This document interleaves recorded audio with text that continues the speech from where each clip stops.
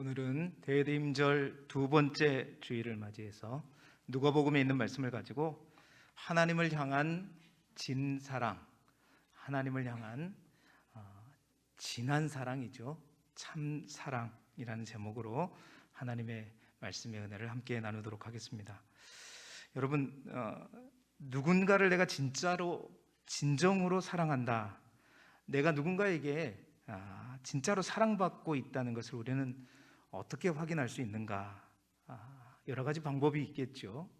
여러 가지 방법으로 표현할 수 있고 또 여러 가지 방법으로 느낄 수 있을 것입니다. 그런데 무엇보다도 그 사람이 나를 얼마나 사랑하는지, 또 내가 그 사람을 얼마나 사랑하는지 그것을 확인하는 방법은 다름이 아니라 말과 행동으로 알 수 있는 것입니다. 나는 마음으로 사랑해, 마음으로 모든 것을 전하고 있어. 너무 이기적인 거죠. 자기는 마음을 다하고 있지만 상대방은 절대 그렇게 생각하지 않을 것입니다. 그렇습니다. 진정한 사랑, 진정으로 사랑한다면 그럴 수 있죠. 그럴 수 있는 게 아니라 그래야 되는 거죠. 힘들 때 모든 사람들이 자신을 외면할 때 그 곁에서 함께 있어주는 것이고, 뿐만 아니라 곁에 있으면서 그 사람의 말을 잘 들어주는 것이고요, 또 들어줄 뿐만 아니라 듣고 난 이후에 같은 말을 하더라도 지적하거나 가르치는 것이 아니라 한마디의 말을 하더라도 따뜻하게 또 정겹게 할 수 있는 것, 바로 그러한 것을 통해서, 그러한 말과 행위를 통해서 우리는 사랑을 표현하고 또 사랑을 한다는 것을 느끼게 됩니다. 진정한 사랑은 또한 그런 것 같습니다. 상대방에게 얻을 수 있는 것이 무엇일까 궁리하기 전에 내가 누군가를 사랑한다면 그 사람을 위해서 내가 무엇을 해줄 수 있을까를 먼저 고민하는 것이지요.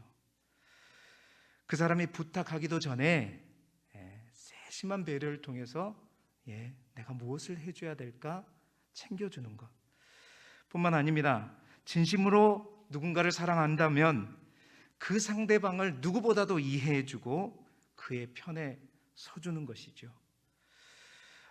진짜로 사랑하는 사람들은 그렇습니다. 다른 사람이 다 뭐라 그래도 내가 사랑하는 그 사람이 그렇게 행동할 수밖에 없었던 숨은 이유, 숨겨진 원인이 있을 것이라고 항상 믿고 그 사람 편에서 든든하게 지원군이 되어주는 것입니다.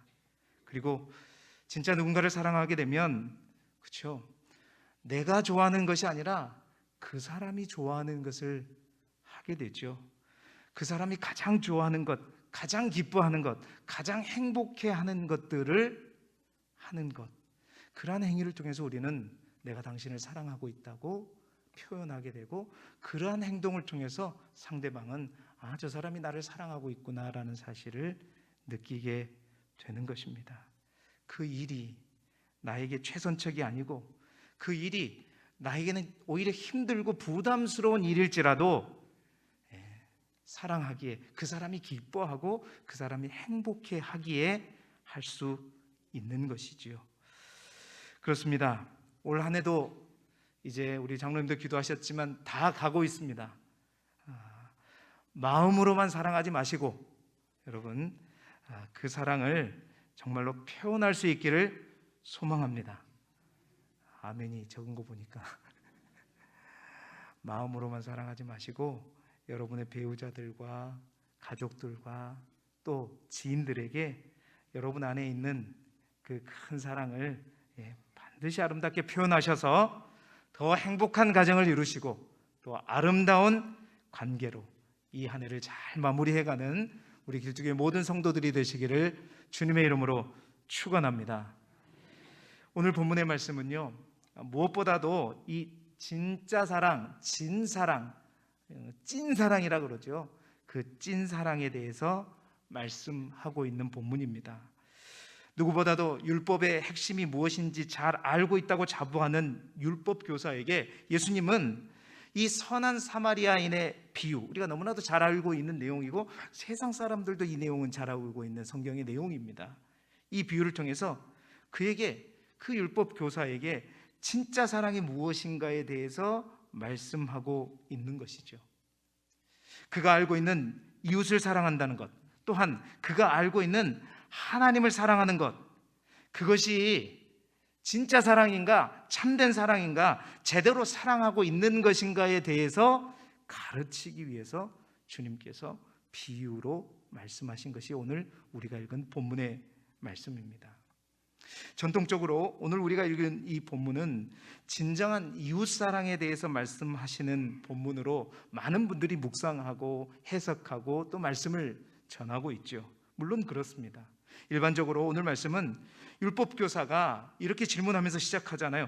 내 이웃이 누구입니까?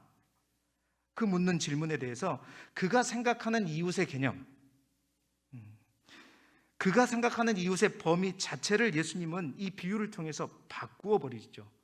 그는 분명히 자기 나름대로는 하나님을 사랑하고 이웃을 정말 사랑하는 일에 최선을 다하고 잘하고 있다고 자부해서 자신이 옳다라는 것을 드러내기 위해서 이 질문을 한 것이었습니다. 그런데 그가 생각하는 이웃은 어떤 개념이었냐면 그 범위는 그렇습니다. 자기와 같이 하나님을 믿고 자기와 뜻을 같이 하는, 오늘 이 비유 속에 등장하는 제사장과 레위인 같은 사람들이 그가 생각하는 이웃이었어요. 그러나 예수님께서는 이 비유 속에 생각 밖에 이방인처럼 취급되는 사마리아 사람을 등장시키셔서 그가 생각하는 이웃의 범위와 그가 생각하는 이웃의 기준을 바꾸어 버립니다. 진정한 이웃 사랑의 시작은 뭐냐면 네가 가지고 있는 그 이웃의 개념부터 바꿔야 된다. 범위부터 바꿔야 된다. 다시 말해서 그는 이웃을 사랑한다고 했지만 자기의 뜻에 맞는 사람, 자기와 같이 유대인들만, 선택받은 자들만, 그들만 가까이 하고 사랑했던 것이죠.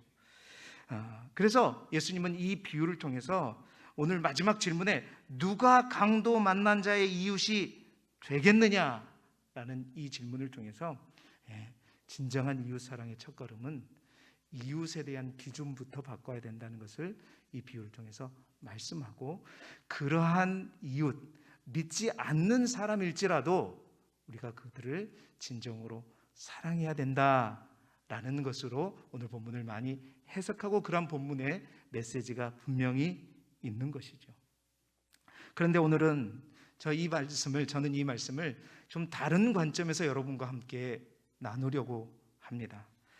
이 본문이 단순한 이웃 사랑을 하라, 이웃에게 선행을 베풀라라는 그런 차원이 아니라 더 깊은 의미를 담고 있다는 것이죠. 오늘 본문의 말씀은 어떤 실제 있었던 사건이 아닙니다. 다시 말해서 예수님께서 비유로 예를 드신 말씀이에요. 그러니까 꾸며낸 이야기라는 겁니다. 여러분, 저도 설교를 많이 하지만 여러분들도 뭔가 어떤 사건에 대해서 얘기하는 것이 아니라 내가 의도하고 뭔가를 가르치기 위해서 이야기를 만들어낼 때는 단순한 그 이야기 속에 한 가지의 메시지가 아니라 복합적으로 여러 가지 의미를 담아서 그 이야기를 만들어내게 되죠. 예수님께서 이 본문을 통해서 단순히 이웃을 사랑하라, 여러분 사마리아인은 하나님을 믿지도 않는 사람입니다. 다시 말해서 이 본문이 우리가 하나님 안 믿어도 선행만 하면 된다, 이웃을 잘 구제만 하면 된다, 이 차원에서 말하는 본문이 아니라는 것이죠. 이 말씀 속에 더 깊은 의미가 있다는 것입니다. 그 의미는 뭐냐? 바로 하나님을 사랑하는 것이다. 이 본문 속에 이웃을 사랑하는 것뿐만 아니라 이 속에 더 뿌리 깊게 들어가 있는 것은 다름 아닌 네가 진짜 하나님을 사랑하고 있고 이웃을 사랑하는데 그 하나님을 사랑하는 것이 진짜냐, 이웃을 사랑하고 있는 것이 진짜냐에 대해서 질문하고 있다는 것입니다. 그래서 오늘 저는 여러분이 누구보다도 잘 알고 있는 이 선한 사마리아인의 비유를 통해서 이 비유에 담긴 진짜 사랑의 의미가 무엇인가, 그리고 진정한 하나님의 사랑과 이웃 사랑은 무엇인가에 대해서 함께 살펴보면서 오늘 정말로 하나님이 그토록 우리에게 원하시는 하나님을 사랑하고 이웃을 사랑하는 그런 삶을 우리 스스로가 올해도 살아가고 있고 또 어떻게 살아가야 될 것인가 결단하는 복된 이 아침이 되기를 주님의 이름으로 축원합니다. 오늘 본문을 통해서 첫 번째 우리에게 말하고 있는 것이 뭐냐? 주님께서 우리에게 가르치시고자 하는 것은 뭐냐? 참 사랑은, 진짜 사랑은 실천하는 사랑이다라는 사실입니다. 율법교사가 예수님에게 선생님, 내가 무엇을 하여야 영생을 얻겠습니까? 라고 질문한 의도가 있었어요. 그 의도에 대해서 우리가 본문을 읽지는 않았지만 누가복음 10장 25절에는 그 의도에 대해서 이렇게 기록하고 있습니다. 함께 읽어볼까요? 시작. 어떤 율법교사가 일어나 예수를 시험하여 이르되 선생님, 내가 무엇을 하여야 영생을 얻으리까? 선생님, 내가 무엇을 해야 영생을 얻겠습니까? 라고 질문한 의도가 숨어 있었어요. 그 의도는 뭐죠? 예수님을 시험하기 위해서요. 예수님을 시험하기 위해서다라는 말은, 이 말은 무슨 말이냐면 그가 몰라서 질문한 것이 아니라는 겁니다. 그는 자신의 율법 지식에 대해서 자신감이 있었어요. 그래서 예수님께서 이 질문을 하자 예수님이 그에게 그러면 네가 알고 있는 율법, 네가 알고 있는 성경 지식 속에는 그것을 뭐라고 얘기하고 있느냐라고 물었을 때 그는 예수님도 인정할 만큼 정확한 답을 얘기했습니다. 하나님을 사랑하고 마음과 힘과 생명을 다해서 사랑하고 내 이웃을 내 몸과 같이 사랑하는 것, 하나님을 사랑하고 이웃을 사랑하는 것, 그 정답을 분명히 알고 있었죠. 그러고 난 이후에 그는 또한 예수님에게 또 한 번 질문을 합니다. 그것이 오늘 본문의 내용이었죠. 자, 질문할 때 그러면 내 이웃이 누구입니까? 물었죠. 그 질문을 할 때도 이 율법교사는 또 다른 의도가 있었습니다. 그 의도가 무엇이냐? 누가복음 10장 29절 상반절에 뭐라고 기록하냐면 그 사람이 자기를 옳게 보이려고 예수께 물었다라고 기록되어 있어요. 그러니까 다른 것이 아니라 그의 질문의 의도는요, 모르는 것을 알려고 하는 것이 아니었다는 거예요. 자신이 제대로 알고 있음을 예수님으로부터 확인하고 싶었고 또 예수님에게 드러내고 싶었던 거예요. 그것을 자랑하고 싶었던 거죠. 그렇습니다. 그는요, 누구보다도 성경에 대한 해박한 지식과 함께 진정으로 우리가 이 땅에서 살아가야 할, 우리가 행해야 될 일이 무엇인가에 대한 참된 지식을 분명하게 알고 있었던 사람이에요.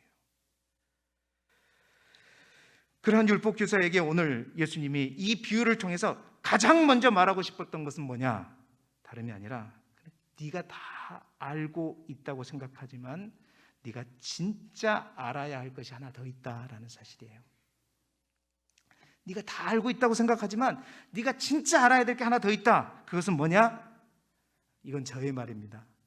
네가 제대로 모르고 있다는 사실을 알아야 된다. 네는 다 알고 있다고 생각하지만 네가 분명히 알아야 되는 것은 네가 다 모르고 있다는 사실, 그 사실 그 하나를 분명히 알아야 된다라는 것이죠. 여러분, 하나님을 사랑하고 이웃을 사랑하는 것, 이 사랑이라는 것은 지식으로 알고 마음으로 아는 것이 아니라 진짜 사랑이라고 하는 것은 행함에 있다, 실천하는 것에 있다라는 것입니다. 행함과 실천으로 그 사랑을 보여주게 되고 그 사랑이 증명된다는 사실이죠. 여러분, 우리가 살아가는 모든 일의 행함이라는 것은 참으로 중요합니다. 우리가 아무리 많은 지식을 가져도 그것을 실천하지 못한다면, 그것을 사용하지 못한다면 그것은 아무런 소용이 없는 것이죠. 그래서 여러분, 우리가 잘 아는 속담에도 부뚜막에 소금도 어째죠? 부뚜막에 소금이 몇 가마니가 있으면 뭔 소용이 있어요? 그것을 집어다가 국에 넣든지 요리에 넣든지 넣어야 짠맛이 나는 거죠. 그렇죠? 구슬이 서말이라도 뭐예요? 잘 아시네요. 억만금의 구슬이 있으면 깨어야 그게 보배가 되고 가치가 있는 것입니다. 여러분, 성경에는 우리의 믿음에 대해서도 그렇게 얘기합니다. 야고보서의 2장 26절에 보면 야고보 사도는 이런 말을 하잖아요. 영혼 없는 몸이 죽은 것 같이 뭐가 없는? 행함이 없는 믿음은 죽은 것이다. 믿음이 중요합니다. 믿음은 보이지 않습니다. 그러나 그 믿음이 보여질 수 있습니다. 행함으로 보여진다는 거예요. 마찬가지라는 겁니다. 요한 사도는 요한일서 3장 18절에 이렇게 말하고 있죠. 우리 함께 읽어볼까요? 시작. 자녀들아, 우리가 말과 혀로만 사랑하지 말고 행함과 진실함으로 하자. 아멘. 진실된 행함. 이 말은 무슨 말이냐면 그 행함이 없는 사랑은 죽은 사랑이요, 그 행함이 없는 사랑은 거짓된 사랑이다 라고 말하고 있는 겁니다. 그렇습니다. 우리가 아는 지식보다 더 큰 소리는 말이죠. 그런데 그 말보다 더 큰 소리를 내는 것은 우리의 삶입니다. 우리의 행함이에요. 예수님은 항상 제자들에게 그리고 자신을 따른 많은 군중들, 회중들에게 지식을 전달하지 않았습니다. 항상 삶으로 말했고 삶으로 보여주셨던 거죠. 저는 우리 박석순 목사님 너무나도 존경합니다. 그분이 설교가 뛰어났고 찬양을 잘했고가 아니라 무엇보다도 그분의 가장 큰 울림은 제가 알기로는 그분의 삶이었습니다. 삶은 우리가 가진 지식보다 더 큰 힘이 있습니다. 삶은 우리가 가진 모든 것을 보여주고 드러내서 영향력을 끼칠 수 있는 능력이 있는 것이죠. 그렇습니다. 그래서 예수님은 답을 알고 있는 율법 교사에게 그가 하는 답, 하나님 사랑하고 이웃을 사랑한다는 그 사실을 누구보다도 잘 알고 있었지만 그에게 뭐라고 말씀하시냐면 누가복음 10장 28절에 이렇게 얘기합니다. 함께 읽어볼까요? 예수께서 이르시되 내 대답이 옳도다. 이를 행하라. 그러면 살리라 하시니 아멘. 사랑하는 성도 여러분, 하나님을 향한 우리의 사랑도 그렇고 이웃을 향한 우리의 사랑도 그렇습니다. 지식으로만 그치지 않고 마음으로만 그치는 것이 아니라 행함으로 나아가실 수 있기를 소망합니다. 그렇죠. 아는 것이 힘이라고 얘기합니다. 그런데 그 아는 것이 힘인 이유는 우리가 그것을 제대로 알 때 그 알미 우리를 일하게 하고 우리를 움직이게 하고 그러한 우리의 움직임과 행함으로 인해서 영향력이 많은 이들에게 끼치기 때문인 것입니다. 이웃을 사랑하는 것이 성경이 말하는, 하나님이 말하는 두 사랑 중에 가장 큰 하나의 핵심인다는 것을 알면서도 누구보다도 그 사랑을 필요한 이웃을 외면하고 가버리는 제사장과 레위인의 모습이 우리 길쭉교회 성도님들의 모습이 되지 않기를 주님의 이름으로 축원합니다. 진짜 사랑은요, 말이 아닙니다. 생각이 아닙니다. 행함으로 실천하는 것이죠. 두 번째, 이 비유를 통해서 예수님께서 말씀하시고자 하는 것은 무엇이냐? 이웃을 사랑하는 것이 하나님을 사랑하는 것이다 라는 것이죠. 여러분, 이 말씀을 잘 들으시기 바랍니다. 오늘 본문을 통해서 예수님께서 가르친 두 번째 중요한 핵심은 다름 아닌 하나님 사랑과 이웃 사랑의 불가분의 관계입니다. 하나님 사랑과 이웃 사랑은 독립적인 것이 아니라는 것이죠. 마치 동전의 양면과 같이 함께 있다는 거고 톱니바퀴처럼 함께 엮여서 가는 것이 하나님 사랑과 이웃 사랑이다. 오늘 이 비유 속에서 제사장과 레위인, 여러분이 보시기에 굉장히 매정하고 몹쓸 사람으로 묘사되고 있는 것처럼 보입니다. 그러나 여러분, 당시 구약 율법에 나오는 우리가 아는 성결법에 의하면, 레위기에 나와 있는 성결법에 의하면 이 제사장과 레위인의 행위는 어떤 의미에서 보면 충분히 변명의 여지가 있습니다. 왜냐? 여러분, 레위기 21장 1절의 말씀을 보게 되면 여호와께서 모세에게 이르시되 아론 자손 제사장들에게 말하여 이르라, 그의 백성 중에서 죽은 자를 만짐으로 말미암아 스스로를 더럽히지 말려니와 라고 되어 있죠. 여러분, 구약에 있는 율법에 의하면 그렇습니다. 어떤 시체도 가까이 하지 말라고 했어요. 특히 성막에서 일들을 감당하는 제사장, 레인도 마찬가지겠죠. 심지어는 부모의 장례도 마찬가지예요. 부모로 말미암아서도 더러워지게 해서는 안 된다라고 엄격하게 규정하고 있습니다. 그런데 오늘 성경 30절에 보면 강도 만난 자의 상태를 뭐라고 성경은 기록하고 있냐면 거의 죽은 것과 다름없는 상태로 버려졌다라고 기록하고 있어요. 여러분, 그래서 제사장, 이것은 만든 얘기이지만 여러분, 제사장과 레인의 입장에서 보면 강도 만난 자를 돕다가 혹 자신이 부정하게 돼서 그 사람이 죽기라도 한다 그렇다면 자신이 부정하게 돼서 자신들의 직무, 하나님을 사랑해서 하나님을 예배하고 하나님을 섬기는 그 일들을 할 수 없게 될까 봐 그래서 나는 갔습니다. 그렇게 얘기할 수도 있겠죠. 그럴 가능성도 배제할 수 없습니다. 충분히 일리가 있는 이야기일 수 있죠. 여러분, 그럼에도 불구하고 예수님께서 이 비유를 통해서 뭘 가르치고자 하는 것인가? 여러분, 그겁니다. 제사장을 비롯한 그 당시의 율법 교사도, 오늘 이 질문을 할 율법 교사도 마찬가지예요. 많은 유대인들이 하나님을 사랑하는 것과 이웃을 사랑하는 것에 대해서 둘 다 필요하지만 그것을 하나라고 생각하지는 않았다는 것입니다. 즉, 어려움을 당한 사람을 급히 돕는 것은 하나님을 예배하는 것과는 다른 것이고, 당연히 그 두 개가 같이 있을 때는 당연하죠. 하나님을 사랑하는 것이 먼저라고 생각해서 당연히 성막을 봉사하고 제사장의 직무를 감당해서 가는 것이 맞다라고 생각할 수 있다는 거죠. 그런데 예수님은 율법 교사에게 이 하나님의 사랑에 대한 제한적인 이 시각을 이 비유를 통해서 일깨워주고 있는 것입니다. 여러분, 이와 비슷하게 예수님께서 교훈하신 적이 있죠. 하나님을 섬긴다, 고르반, 하나님을 섬긴다는 이유로 부모를 섬기기를 소홀히 하지 말라고 주님은 가르치셨습니다.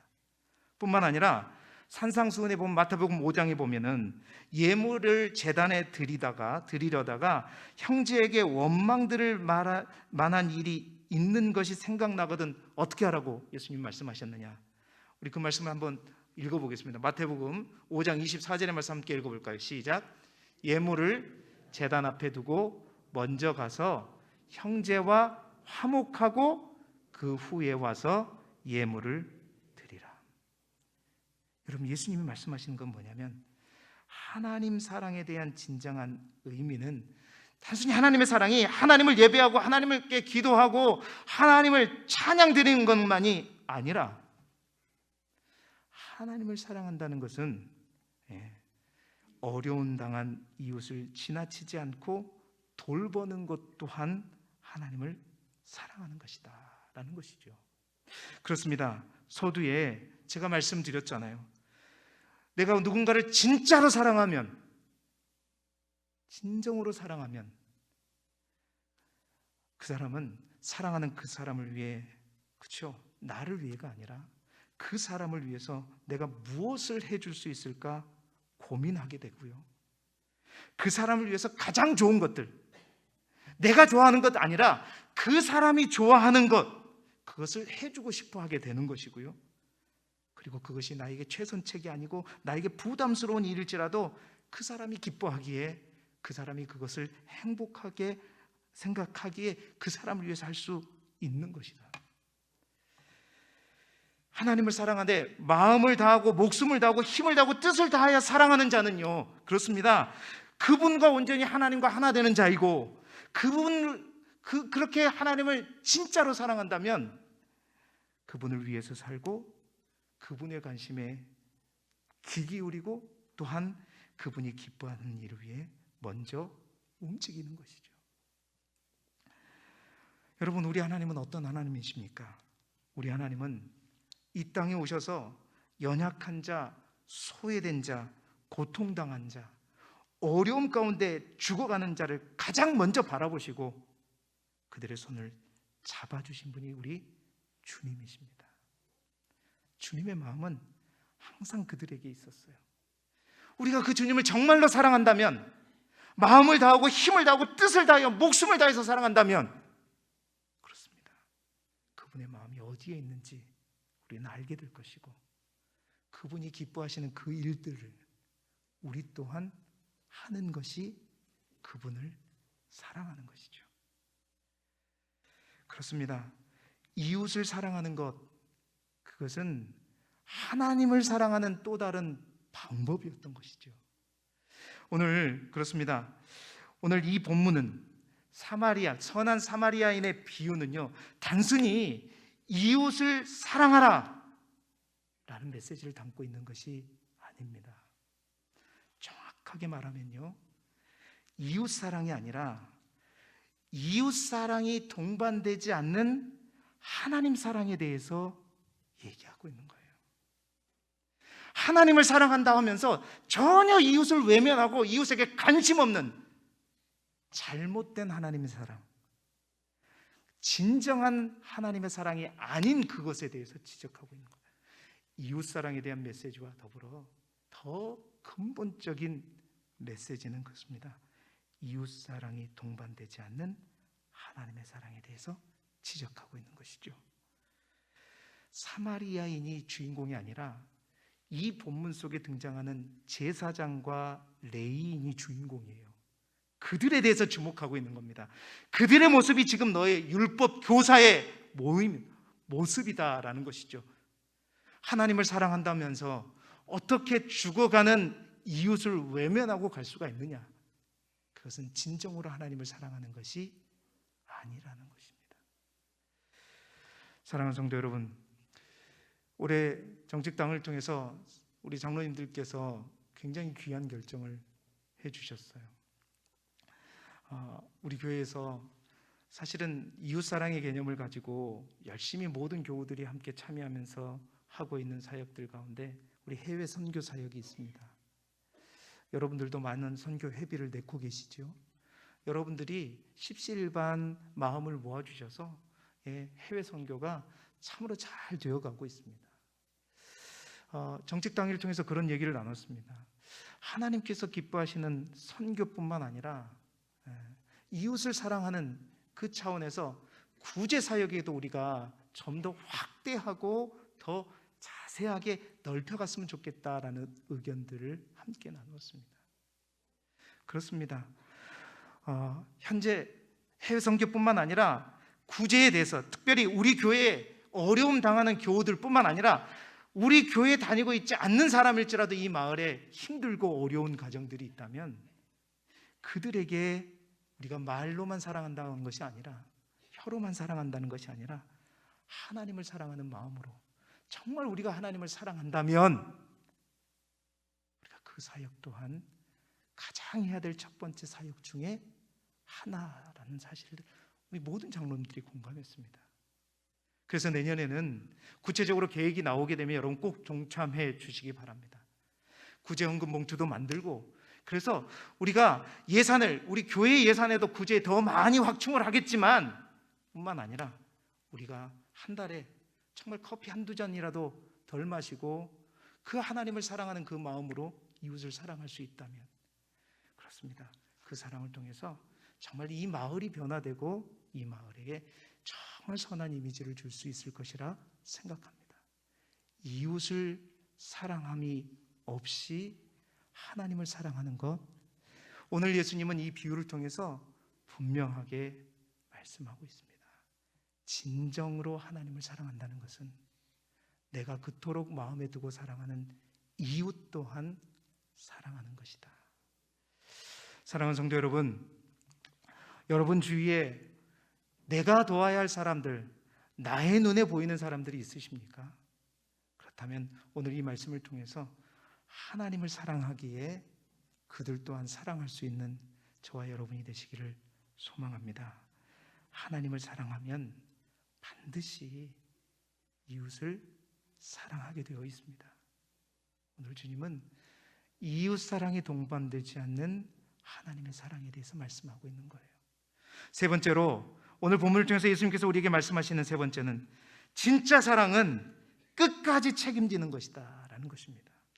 마지막으로 예수님께서 선한 사마리아인의 모습을 통해서 구체적으로 말씀하시는 것이 무엇인가? 주님은 이 사마리아인, 이 사마리아인 사람에 주목하는 것이 아니라 그가 했던 사랑의 방법을 가지고 우리에게 말씀하고 있는 거예요.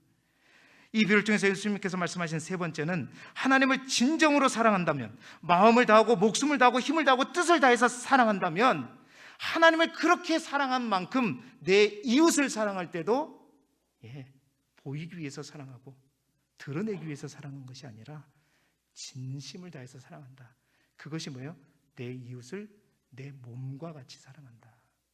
그러니까 주님은 내 이웃을 내 몸과 같이 사랑하는 것이 어떤 것인가를 오늘 이 사마리아인의 사랑의 방법을 통해서 우리에게 가르쳐주고 있습니다.